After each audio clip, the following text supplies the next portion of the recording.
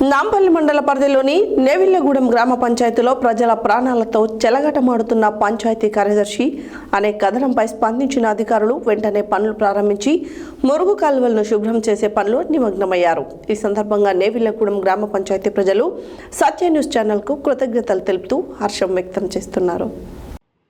నాంపల్లి మండల పరిధిలోని నేవిల్లగూడెం గ్రామ పంచాయతీలో ప్రజల ప్రాణాలతో చెలగాటమాడుతున్న పంచాయతీ కార్యదర్శి అనే కథనంపై స్పందించిన అధికారులు వెంటనే పనులు ప్రారంభించి మురుగు కాలువలను శుభ్రం చేసే పనిలో నిమగ్నమయ్యారు.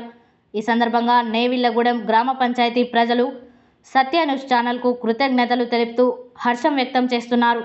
గ్రామ పంచాయతీలో శానిటేషన్ విషయంలో ప్రజలకు ఇబ్బంది కలగకుండా మౌలిక వసతులు అందిస్తామని నాంపల్లి ఎంపీడీఓ మేరీ స్వర్ణకుమారి తెలిపారు. ప్రతిరోజు గ్రామ పంచాయతీలో మౌలిక వసతుల కల్పన విషయంలో ప్రజలకు ఎలాంటి ఇబ్బందులు కలగకుండా చూసుకుంటామని ఆమె అన్నారు.